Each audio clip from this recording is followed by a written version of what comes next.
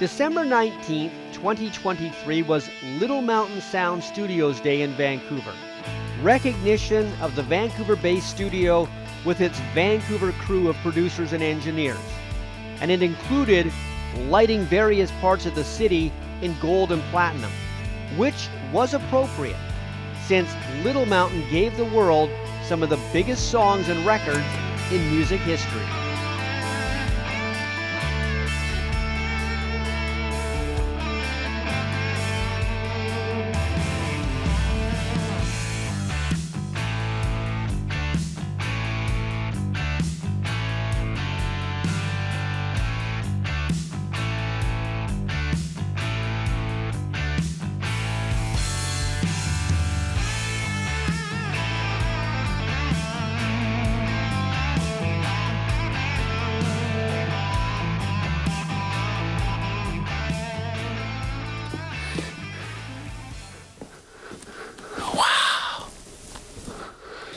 Look at this place. Boy, it brings back memories, man. Unbelievable. This is really, where it happened, right where we're standing. This is like ground zero right here. And you know who stood right here? Brian Johnson from AC/DC. I walked in and said hi to him one time. He went, Reno, come on, sing with us. Good Scottish guy. AC/DC, are you kidding me? Steven Tyler stood right here. John Bon Jovi stood right here, and millions of others. I imagine there's some sweat from every rock star in the 80s right here in this spot, right? Because this was the magic spot. I don't know why, but this is where you stood with your headphones on, the microphone here, boom, and you just went for it. You looked for everybody to go like this in that window.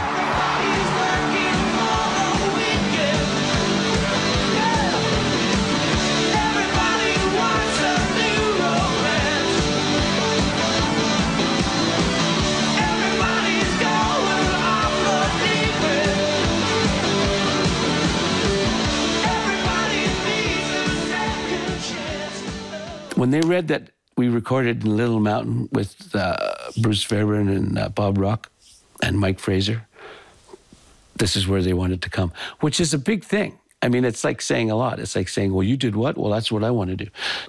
This is where you needed to be. And it's still here, which is amazing. Every move that was made at Little Mountain was the right move at the right time.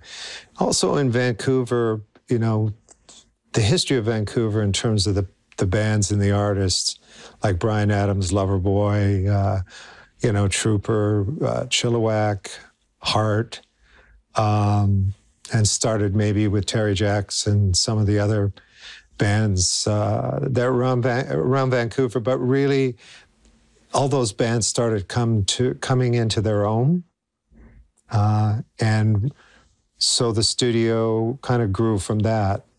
That's Vancouver, Canada. Beautiful, isn't it?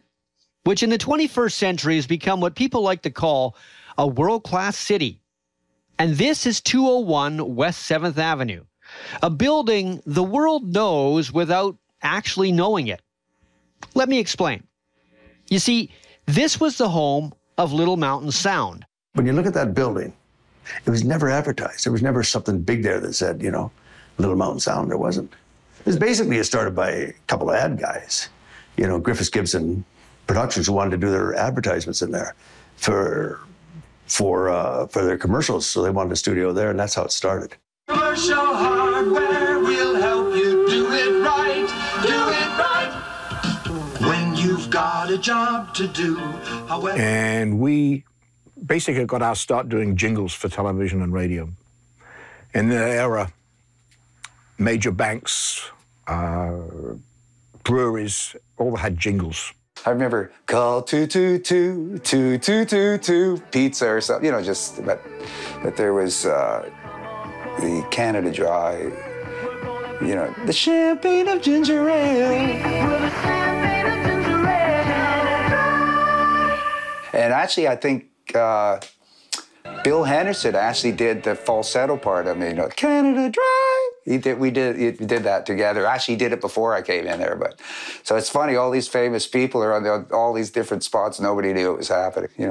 That's where Bryan Adams used to sing a lot of these spots.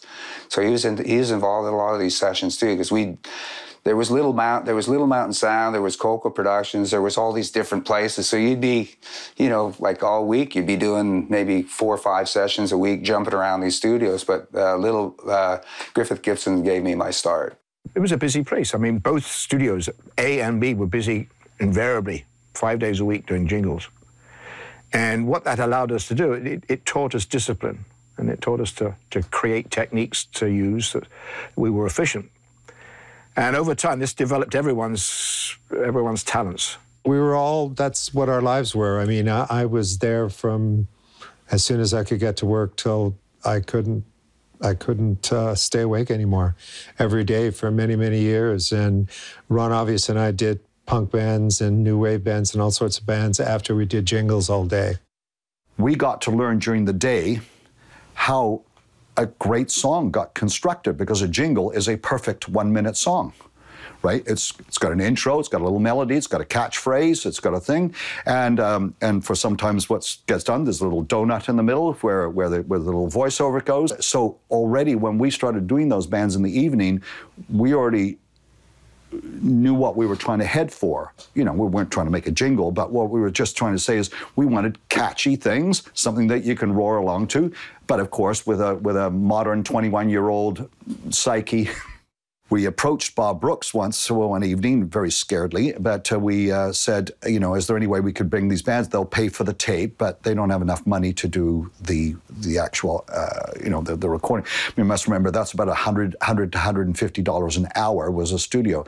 So Bob was, you know, was wonderful and allowed us to come in at night and record the bands after we'd done our duties.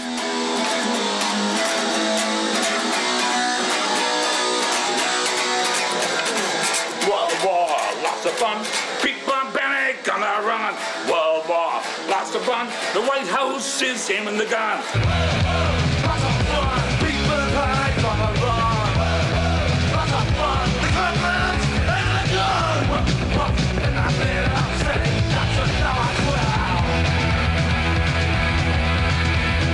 We have been going for like probably a year or something like that. You know, probably played 30 shows by the time we met Bob and Ron, right? And it's like, and it was great, because we put out a couple good singles with them, obviously, that was still well-known, like this one, The Prisoner, and this one, World War III.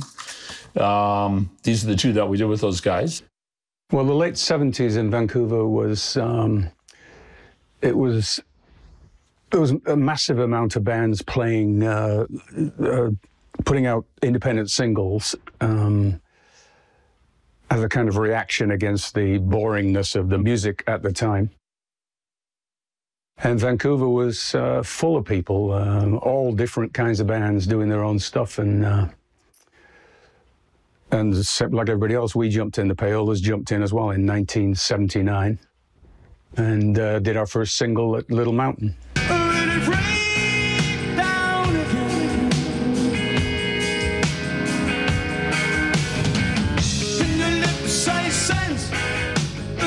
To Bob Rock, Paul Hyde, Eyes of a Stranger, Payola. Vancouver had a great music scene, you know, ranging from, like you're talking about, like bands like Chilliwack made an impression. BTO really stuck out because, to me, to my knowledge, they were kind of the first band that had a giant hit in America.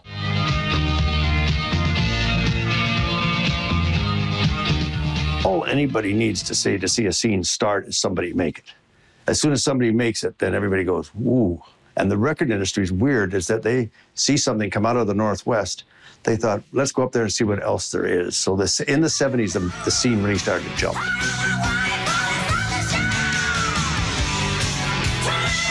When the Headpins were a bar band, at least when I was in the band, we didn't have to leave Vancouver or the Lower Mainland. We worked for the better part of a year, never leaving the Lower Mainland. We were never out of work. That's how incredible it was. You know, the thing is that there was a lot of people that came through Little Mountain, different engineers from England and America. And I think every person that came through, we all learned something from each one. And I know as an assistant, that's how I learned, is really by being on sessions and just watching and listening and learning, you know, the art of learning how to listen.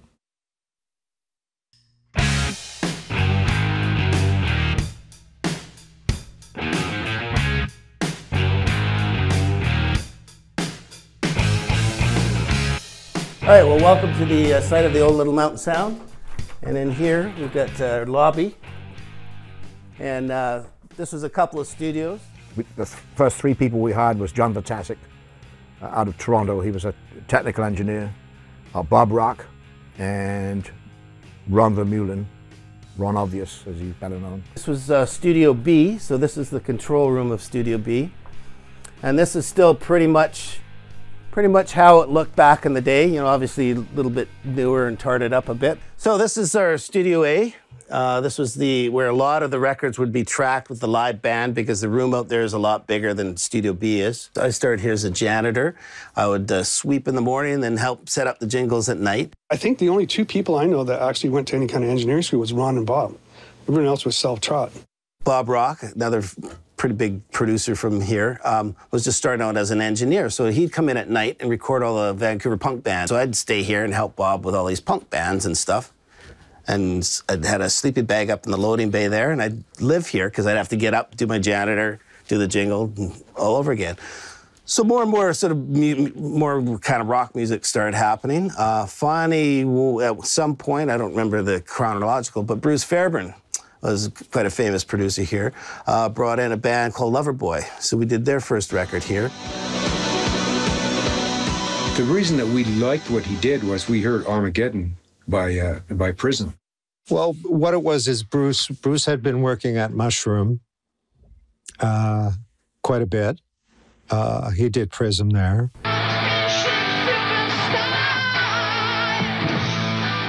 The Prism album, he got me to engineer a Prism album. He really, Bruce Fairbairn gave me my start, definitely. He gave me a shot at it. And then we became kind of a good team. He loved Bob's engineering. Bob had a great ear, was a great engineer, and he loved the sound of the rooms here. So Bruce brought a lot of projects here. But, you know, Bruce was for sure the one that put us on the map. Bruce Fairbairn and, of course, Bob Rock later on. I mean, you must remember those early days to convince a major label band and major label to spend money in Vancouver. Where is that? The town was much different. Sure, our lifestyles were much different, all that kind of good stuff that went with it. You couldn't get here directly. You know, there wasn't even a direct flight to Vancouver back then. Bruce Fairbairn and I met probably when we were in our teens, 16, 17, in around there. He was in a horn band. He was a trumpet player in a band like Soul Unlimited or something like that. He'd be in those bands. And Sunshine was his band. And they put out a little record like people do. He was a graduate in college, okay, when he got through college in urban planning. And he wanted to make records. And he's the guy who really started his production chops on Prism. Fairbairn was interesting because he was an urban planning guy. He could say, okay, we're going to start this record on April 15th, and this record will be done by August 10th. And he hit those numbers, which nobody does that. Nobody does it now even. I mean, I drive myself crazy. These producers say they're going to be finished such a time. I'm always 3 months late, but he would hit them perfectly. The attitude I try and take is, look, we're here to make a record. We're not here to have a party. We're not here to, you know, goof off and experiment with writing new songs and stuff. We're here to make this record that we've gotten rehearsed and organized. It's worked really well for us. I know we did Slippery When Wet, took about 8 weeks from start to finish to do it. Aerosmith was about 10 weeks. And I think if a record that I'm doing starts to take longer than 3 months, then I start to get worried. I think, well, somebody's messed up here. I always remembered any time I worked with him, he had his own letterhead, bring out all of his briefcase, and he had a stack of paper. And he was constantly writing notes, like a journal of the goings on and how something happened and when it happened at what particular time of the day. Because at the end of the day, quite often what he'd do is he'd refer back to a set time. Can we go and see if we can duplicate what we did here? He was a feel guy. How does that feel? Does that feel? I don't know if the notes are all right. I don't know if these sharp, flat, or offbeat, but the feeling is fantastic. And he sold that. So he made records fairly quickly. And people like that, the budgets were realistic. He knew exactly what he wanted to hear. He'd listen to the songs, and he would pick songs. Why people pick songs, I don't know. You know, we'd keep presenting songs to him. So I'd hear like 50 songs, and I go, oh, that one's good, and he'd throw it out. I don't know why, but then he'd pick a song, and it would go to the top 10. Some people just have an ear for it. His people skills were great. I mean, who else can throw Steven Tyler out of a room? Because he's, and not get fired. Let's be honest, the drummers and the singers of all bands are a little crazy. And to be a singer, the best singers are the most messed up people. They make the most interesting rock stars.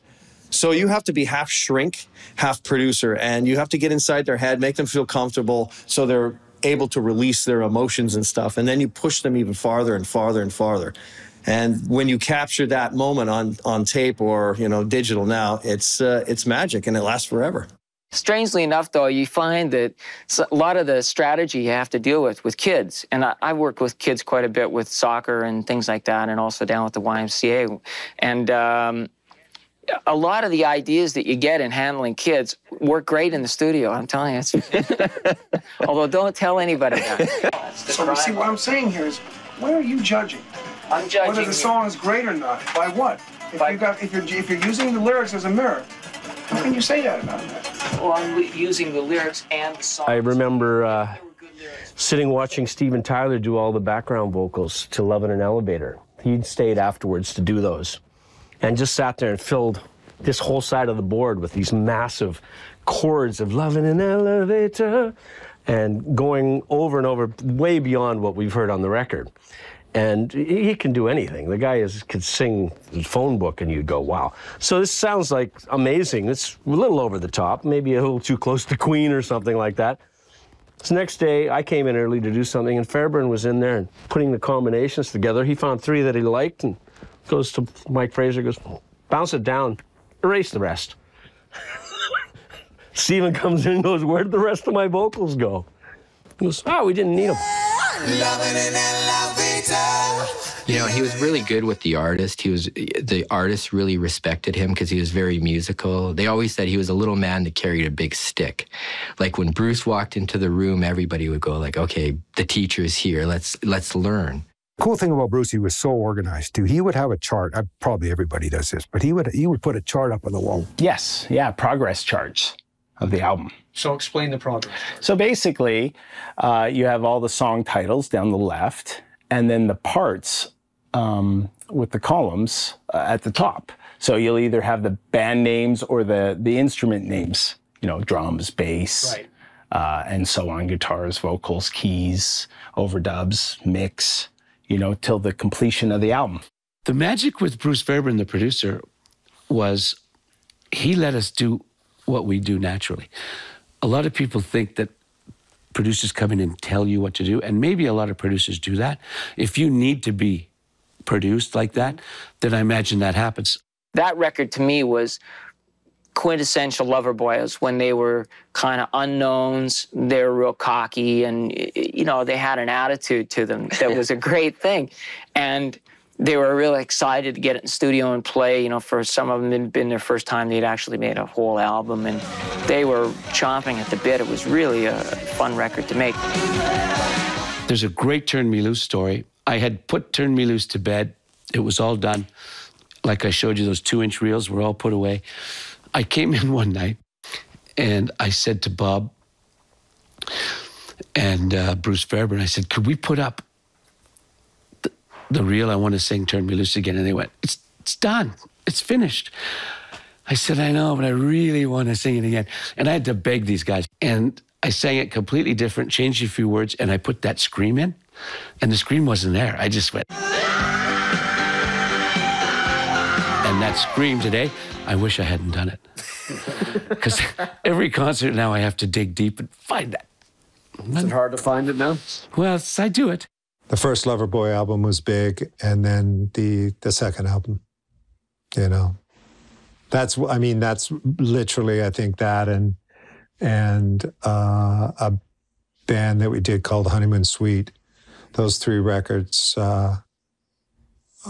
everybody heard of. That's why we got Bon Jovi, because they had heard Loverboy and Honeymoon Suite.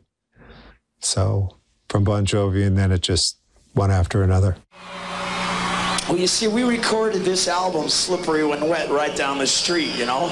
And know it or not, you guys played a big role in the making of this album, because the title came from here and all the heart came from right here in Vancouver, you know what I mean? The Loverboy kind of lit the ignition or whatever, but, you know, that Bon Jovi Slippery Was Wet was a huge. So for sure, then all eyes went to, what's this place? What's Vancouver? Where is that? That record would change our lives. There was the magic combination of our band, Bruce Fairbairn, Bob Rock, a little-known studio called Little Mountain in the city of Vancouver.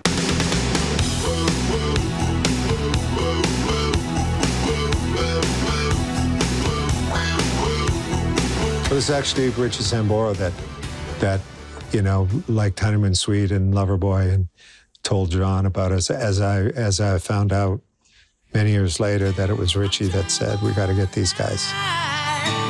You know, when we came up here 29 years ago to record Slippery When Wet, the idea of living up here for a couple of months was wonderful. It was more fun than you can ever imagine. I was in a rock band. After you guys did the album, John Bon Jovi called you? That's right. He called me up and he says, I know Bruce Fairbairn has had a lot of experience. What's he like to work with? And basically I said what I said to you. He's really organized. He knows how to get the energy on the track. And he's a cool guy, but he really organized. He'll get it done on time, you know? We made Slippery When Wet, I think, which is the really successful Bon Jovi record, for, I think it was like just right around $100,000. And the thing sold tons of records. You know, Bruce and I, we had been doing a lot of records, and I remember saying to him, it's like, both of us, we were talking, and we're kind of going like, we might actually get another job if this one does it well. This is pretty good, you know. But there was moments, and, you know, probably Wanted, when we recorded Wanted and Living on a Prayer, and You Give Love a Bad Name. They were in their prime, they were young, they had just finished writing great songs, you know, and it was perfect for Bruce and I, you know. They had complete confidence in what we did, so it was a very easy album to record. I think it was 6 weeks to record and mix. You know, Living on a Prayer, you knew there was something special about it in particular.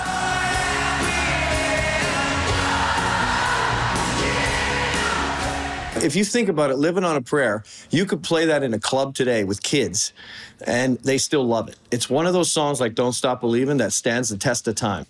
I remember it was a sunny afternoon in Little Mountain, and we were in the front on the black leather couches, and the sun's streaming in, and Bon Jovi was recording there, and I was sitting right beside John, and I said, John, when the album's finished, what are you guys going to do? What's next?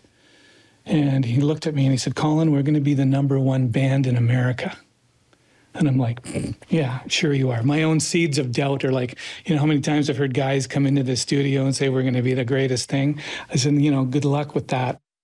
You must remember Bon Jovi. Ironically, Bon Jovi did their first 2 albums at the power station because their uncle was the owner of the power station. And even though they had great albums, for some reason they didn't have the song or the producer or the whatever, and they failed.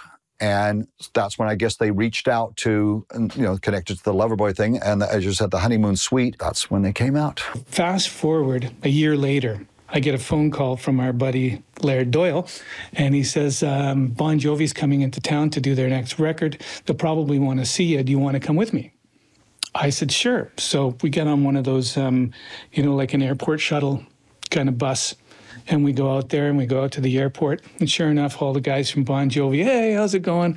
John sees me and he's got his satchel and he pulls a Rolling Stone out of his bag and he throws it on my lap and he said, and the headline said, Bon Jovi, #1 band in America.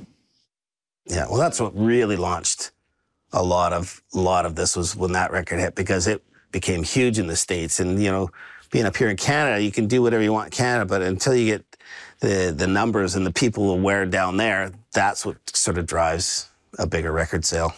And really that started for Bruce and I, people in the States noticed what we were doing. There was something that was different about it. The phone started ringing? Yeah.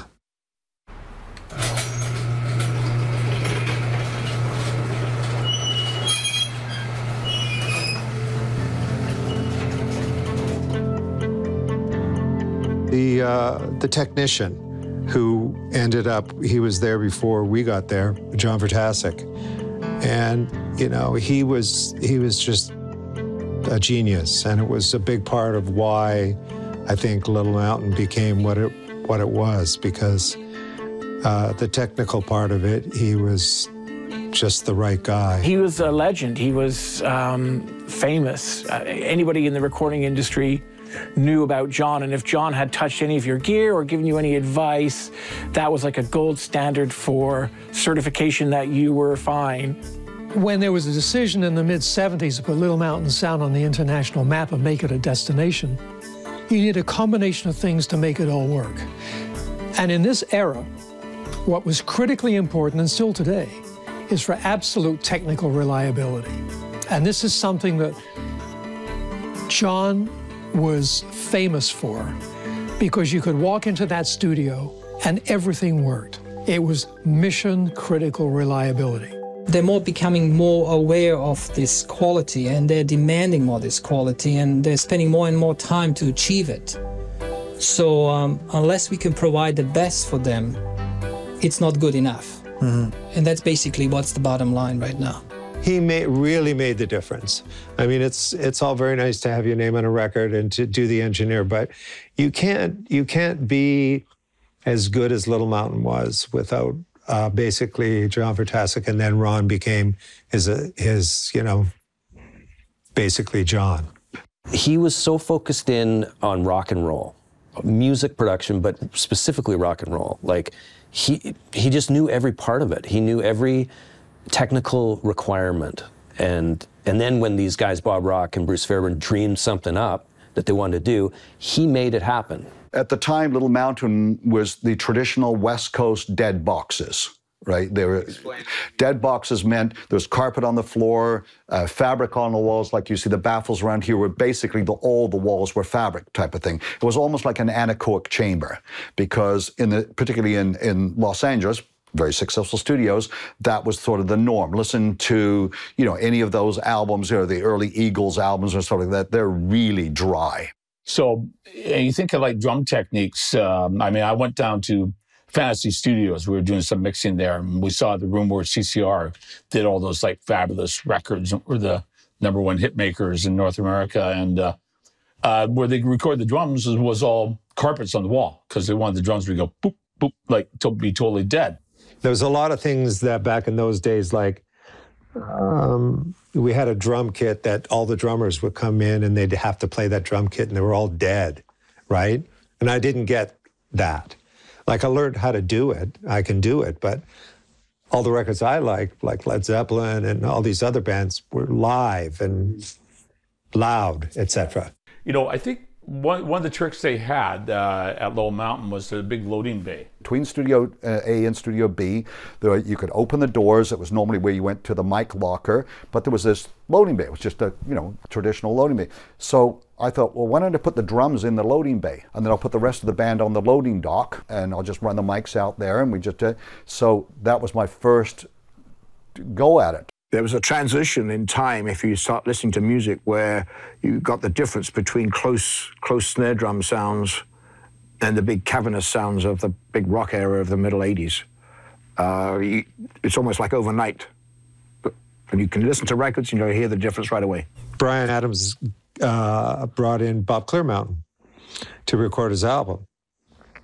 And there's no question that I think the day they cut drums, when they all left, I went into that room all night and looked at everything Bob Clearmountain was doing. He used to put the floor toms, there was a big sheet of plywood there. Like, we got carpet here, and we got carpet so the drums don't move, but these aren't going to move. And he put plywood under there, Bob Clear Mountain, just so that they're louder. He fed opened the door and put mics in there. I guess it's kind of sort of what he was doing at the power station. Bob was the guy for us.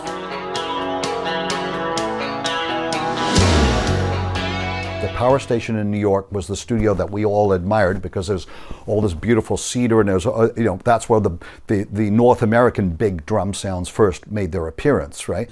Even the room at the power station, which I've used, they fed it into a stairwell there.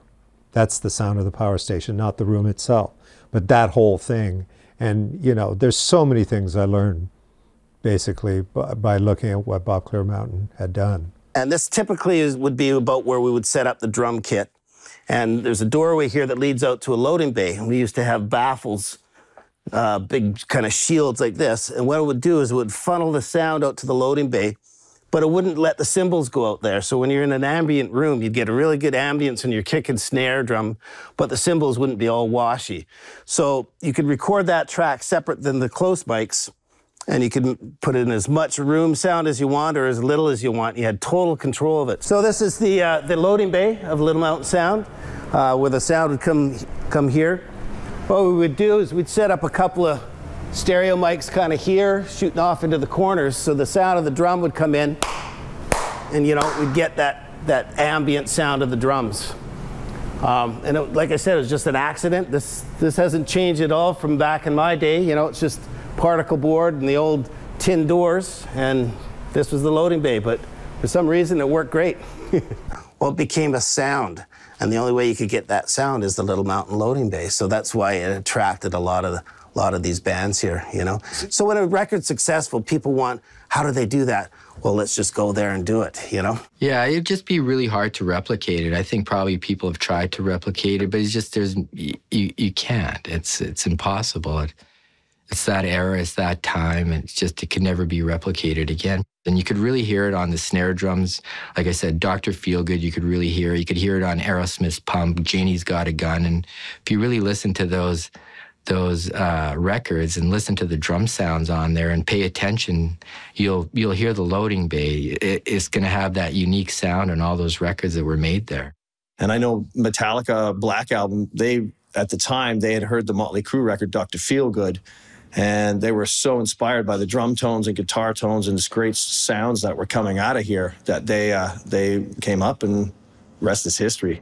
And that had a lot to do with just the group of people at Little Mountain. We were all just keen to try and make records. We're trying to make records like the records we loved. Everybody had the same attitude of it's got to be the best and whatever it takes. We even had someone had made up little stickers, said whatever it takes, and they were stuck everywhere. We peel them off and stick them up in the washrooms at nightclubs and stuff like that, and whatever it takes. And that way, it literally was. We would bend the rules to make it the best. Well, I think during that period of time, during our golden era type of, that I would tend to say, I think that probably album-wise, we were just as successful in monitoring, units moved, if you want to talk in those terms. The amount of projects that were done at Little Mountain and the success, the multi-platinum success, both in Canada, America, and throughout the world would equal, or if not surpass, what was done at the power station.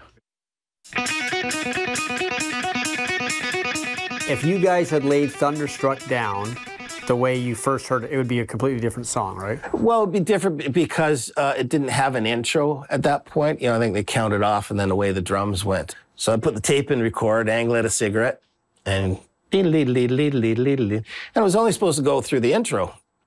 But the verse came along, the singing started happening, and Angus is still playing, and Bruce was saying to me, just keep going, and he played it one take through the whole song. So if you listen to the mix now, in the mix we sort of faded it in and out, but it's there through the whole song. Yeah. And one take, so that was pretty amazing.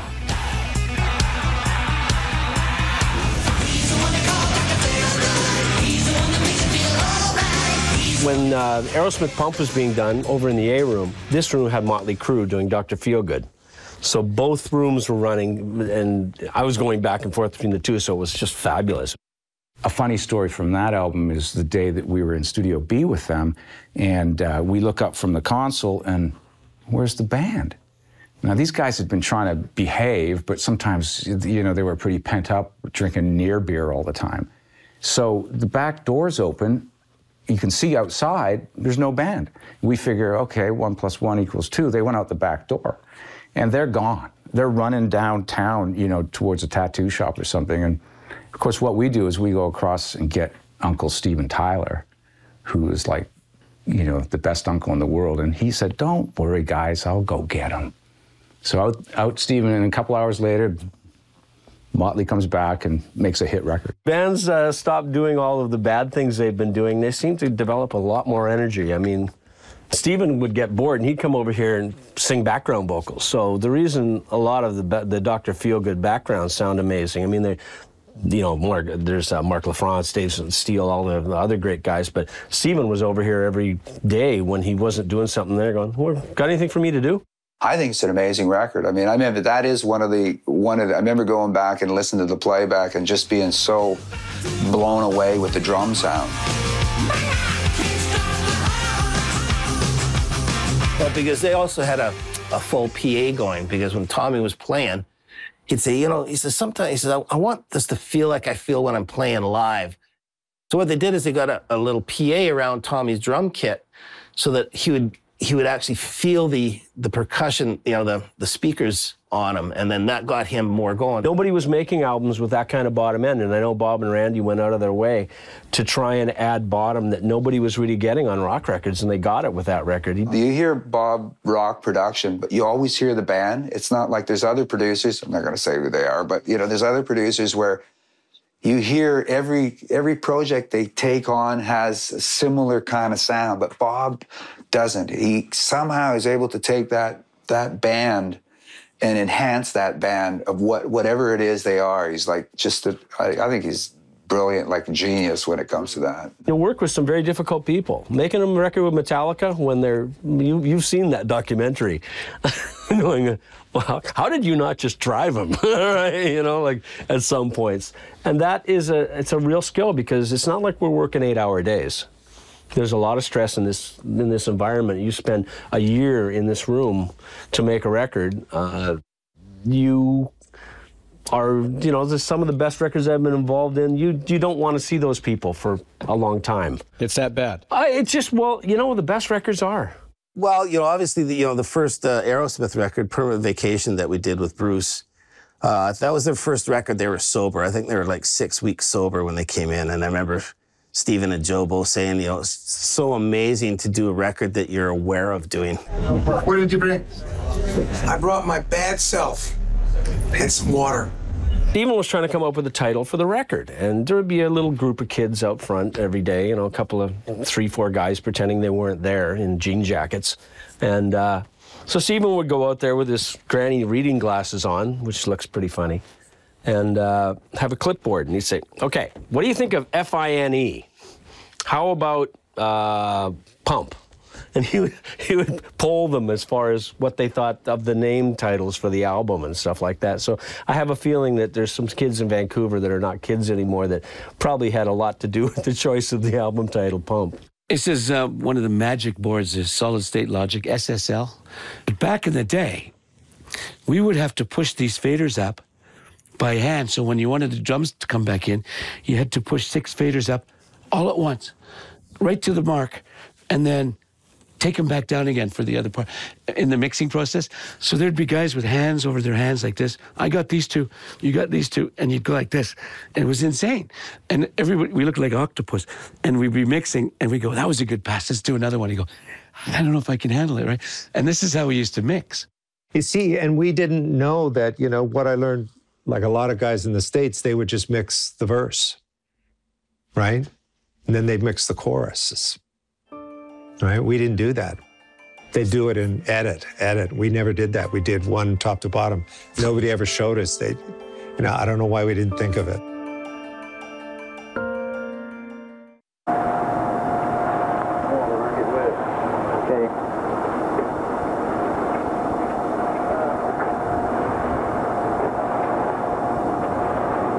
The Little Mountain Sound building was and is a nondescript building. You could easily walk by here and never known what was going on or who was in here. except for this back wall area, which a lot of people remember. All over this wall, there used to be the art and names of the bands that had recorded here over the years, as well as a few that didn't. And it's interesting, in 1992, when David Lee Roth from Van Halen came to town, he had his own artwork commissioned on this wall, and the city mothers and fathers didn't necessarily like the artwork. And it was scrubbed along with the whole wall. And in many ways, that's a metaphor for how things ended here, just almost overnight. Within a year or so, Little Mountain Sound was no more. So Little Mountain shut down November 93. It ended because nobody looked after it. It's like an old house, okay? Soon you look away, nobody looks after it. The grass gets higher, the roof leaks, you know, this and the blah, and it died like that. It wasn't like a studio that just something happened, somebody bought the building, and we got to put up a high rise, okay? This thing just decayed away. You know, part of what happened to it was the grunge era hit. So, you know, we were big through the 80s, into the late 80s, grunge era kind of hit. And then a lot of the grunge bands had started in Seattle, so everybody, oh, we got to get that sound. So a lot of it kind of shifted down to Seattle and a little bit away from Vancouver. And I think that's basically what happened, you know? It just changed. People are fickle with sound. Like, okay, I'm not going to that place because, oh, they sound like 80s. We want to be 90s. Well, it doesn't matter. It's like it can be done anywhere. But, you know, that's sort of the perception, I think. I guess what happened is the ownership, you know, the business changed. And, you know, we were hungry for new equipment, new ideas. And then it turned into a bit of a business. No, it became a business. And, you know, for me, it was a great room, but I started traveling, and the bands that I work with didn't.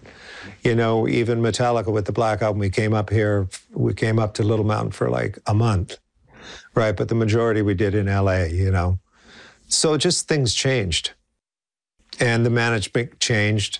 When Bob Brooks left, it all changed. It became just different people and different ideas. And, you know, it was economics that really why it fell apart.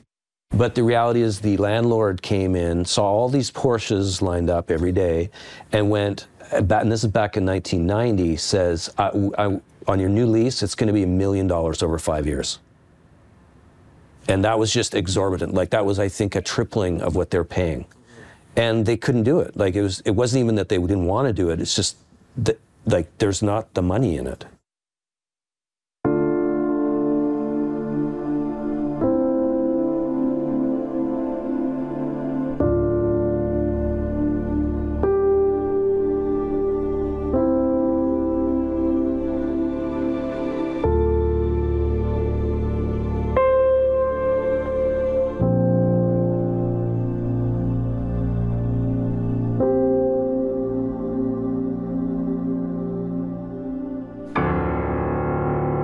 I was supposed to have lunch with them that day. And I phoned the studio that morning and to say, I'm just confirming, you know, with another friend. And that's just confirming. And the person that answered the phone just couldn't even speak. They were like weeping or crying. And I said, well, what, you know, what's going on? And they said, Rocket, Bruce has passed away. You know, the world lost a great producer, somebody who made great records that resonated with people all over the world. His records will play on forever. They will never go away. They're evergreens. They will always be played. The thing about Bruce Fairbairn is he just didn't jump from giant to giant, okay? Bruce Fairbairn was passionate about what he did. So if some young person came up and they could give it a break, he believed in him. He'd go do something. So we lost a guy with a tremendous vision, a guy who loved music, okay? He didn't need to be in the music business. He could have done something else, but he loved music. And then, you know, Bruce Fairbairn would have stayed here. He'd be still making records here today. That's what we lost. He might have kept Little Mountain Sound going. He might have. I mean, we haven't hit the money was coming in. We could have maybe bought, he might have bought it, but you never know. It was a devastating loss to this city. And I don't know how many people understand that. What you're going to have to do is take these down on a separate track and EQ.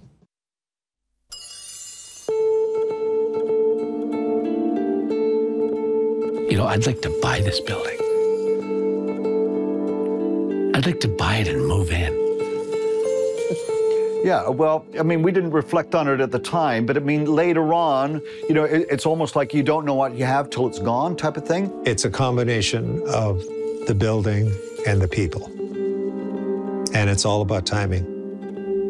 It was the right time for all of us, and it was a great time in Vancouver. There was certainly magic there, and I think, why do these things go away? Why did things change? I mean, because there was good things happening, there was energy, there was vitality. We were keeping up with technologies. And I think the sad part to me is why it ended. And I think it sort of just, from my perspective, it faded out. And that's a shame. Faded out like a song. Faded out like a song.